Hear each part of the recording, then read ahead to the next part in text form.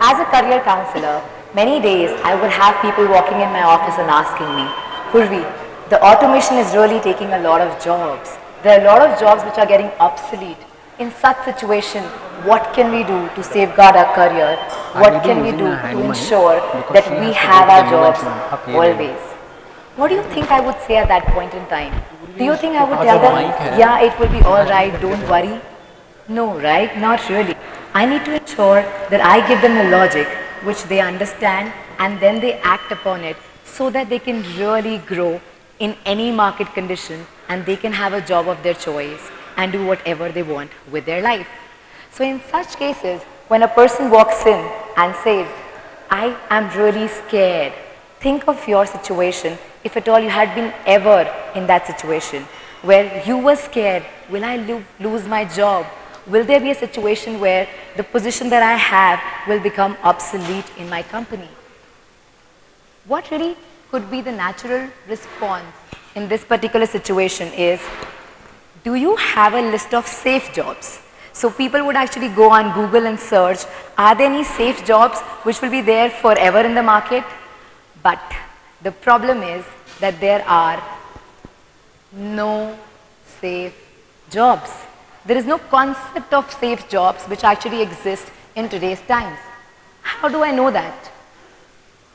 I attended a Harvard University conference which was called Future of Work Conference, where they were really talking about how people are really changing the type of work they're doing, what the future of work would possibly hold for people in this generation and probably the ones who are currently in the stages of retirement. So what I actually got to know from that particular conference is that in 1900s we had an old system of work where there was an age to play, there was an age to learn, there was an age to do job, and most of the people actually did one job for most of their lives. And then there was an age to retire. 65 plus, I am done, I want to retire. But is that system valid today? The answer is no. Why? Because the new system looks like this, where definitely you play when you're really growing up as a child, as a toddler. You definitely go to school. But after that, you enter a job, and then after some time, you enter another job, and then after some time, you enter another job. Reason being, the jobs are either getting obsolete or you are getting better at it, and that's why you need to progress to a different job altogether. Or some of the jobs are taken away by automation, which makes it very boring for you now because there's nothing much intelligent really done there. In this condition, one thing which has really transformed the entire system is that you are expected to learn not only in one phase of your life, but in every phase of your life. Learning has to become a part and parcel of your life in this new system. We actually saw these examples in the corporate world very often. For example, we had Indira Nooyi, who actually grew to the topmost position in Pepsi. She was serving in Pepsi for as long as 44 years. Did she change jobs? She changed jobs within the company. She didn't change companies. So when the job market has to change for you, it does not mean that you have to change companies. It basically means that you have to find a better job for yourself, like Indira Nooyi actually did. She found better opportunities as the world was changing, and she was opting for those opportunities within Pepsi, and she was growing like this. On the other hand, we have Sheryl Sandberg, who's currently working at Facebook, but she didn't always spend her entire career in Facebook. She actually started as a small position in the US government, in the Treasury Department. She then grew to Google, and then she actually came to Facebook, where she's very happily serving for a longer time now. So you can really choose how you really want to change jobs. Do you want to change companies, or do you want to change the roles? But most of the time, people have this question. It's all right that Sheryl Sandberg did it. It's all right that Indira Nooyi did it. But how can you achieve that similar success? And at that point in time, I tell them, you're asking me the wrong question at this point in time. First, you have to ask me, who are those people who actually become successful? Once you have got the knowledge of who are those people, Then you can ask the question, how can you achieve similar success? So for you, let me today answer, who are those people who can actually be successful in any market situation? It does not really matter if it's recession, it does not matter if the job market is going down, it does not matter if the jobs are getting automated. So just to characterize these features, let me introduce you 4 characters of, let's say, a fictitious movie called The Challengers. Now here you have a boy called Bob. Bob is very good with his work. Bob does his work with utmost efficiency and everybody praises him that he's so good at his job. Meet Ria. Ria loves her work. She can actually work 24/7 because she totally adores the work that she does. Meet Joy. Joy is somebody who's actually spreading joy all across. He is one who's actually ensuring that he's serving the needs of the world. He's going to places where people need him and really serving the world. What do you think Amy is doing? The 4th character, Amy, is doing what everybody here wants to do, which is making a lot of money. Now, according to you, who do you think will be very, very successful amongst these 4 people? How many of you think Bob will be very successful? Raise your hands. How many of you think Ria will be very successful? Raise your hands. Very good. How many of you think Joy will be very successful? Great. How many of you think Amy will be very successful? Okay, money holds value. But let me tell you who will be successful. If you have to really ask me who will be successful in this world, the right answer is, if these 4 people have only those 4 characteristics, they cannot be successful in this world. But where they can be successful is if they really join hands and teach each other's skill. So if everybody learns how to love the work that they're doing, or actually find the work that they really love and then contribute to it, how to be really good at the work they're doing and really become probably the master of their skill and master of the craft. How to ensure that the world needs them and they are solving problems of the world, and ensuring that when they're solving problems of the world, they're doing it to that perfection and they're doing it with so much of emotion and love that people really want to pay them. Now the intersection of all these areas is just this one small genius zone, which is actually called as Ikigai. Now this concept was introduced to me by an author called Malini Agarwal in her book called To the Moon.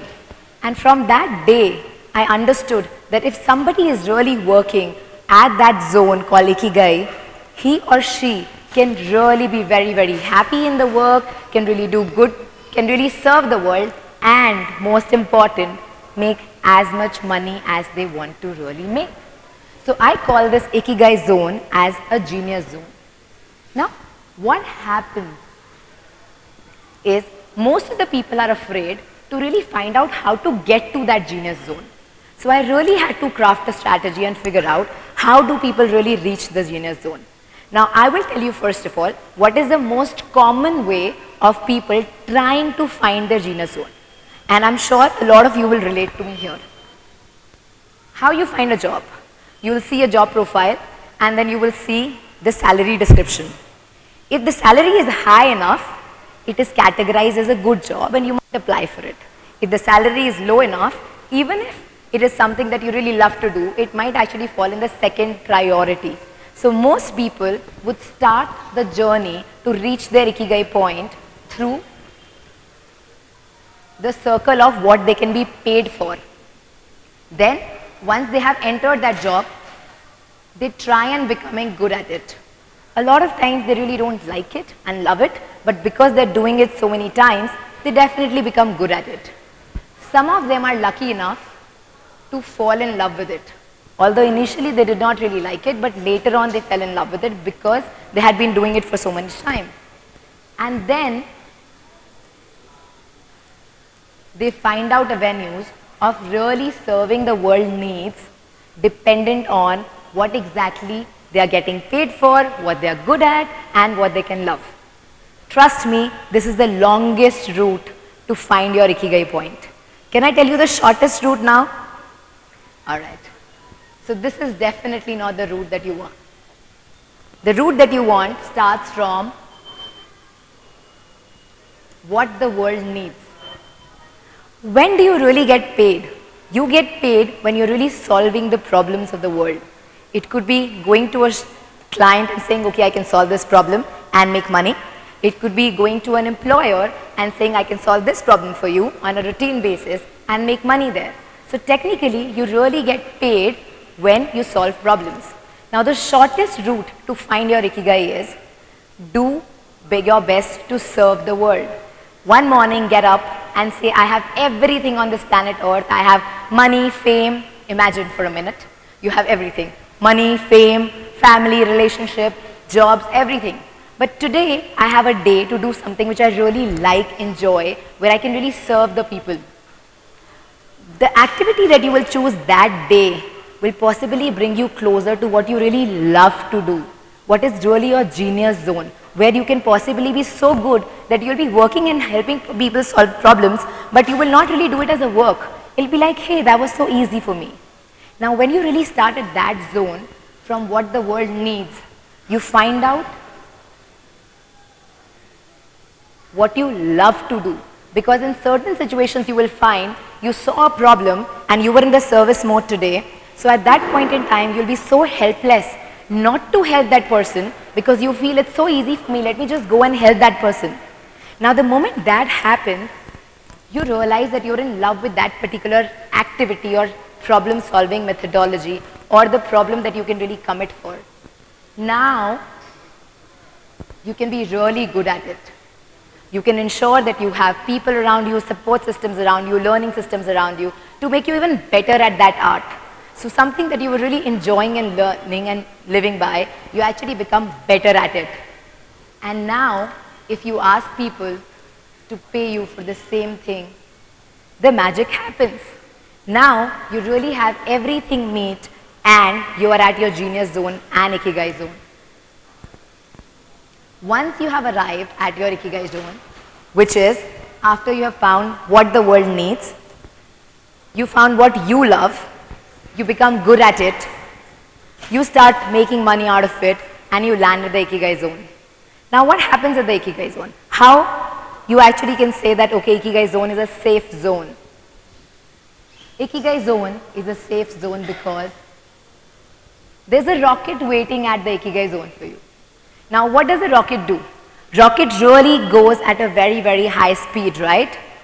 Now this rocket takes fuel like every rocket, but this fuel is called willpower. So you enter the Ikigai zone and you have your loads and loads of willpower that I will do something great. So you're fueling that rocket with willpower.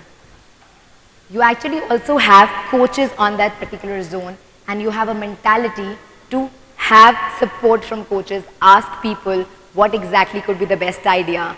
How many of you here could actually go to a rocket, go into it, press any button and hope that they will be fine? Not really, right? You would possibly ask people who have done it in the past, who have possibly maneuvered the rocket, who know how to really safely go up and come down. Take proper guidance and coaching and then enter the rocket and press the buttons, right? That's how you really need to grow at the Ikigai zone. Have your willpower as fuel, have coaches to tell you what to do and what not to do. Gone are those times when you could just do hit and miss, because now in Ikigai zone, it's a very, very powerful zone. If you're doing something here, the impact will be amazing and probably infinite. And last, if you have really seen any of the missions at the NASA Space Center or any other space center, when a rocket is launched, there are many, many thousands of people around just to see how exactly the space shuttle would be launched or a rocket will be launched. They're there to cheer for the people who are actually going into the space. They're cheer for the people who have actually crafted the entire mission.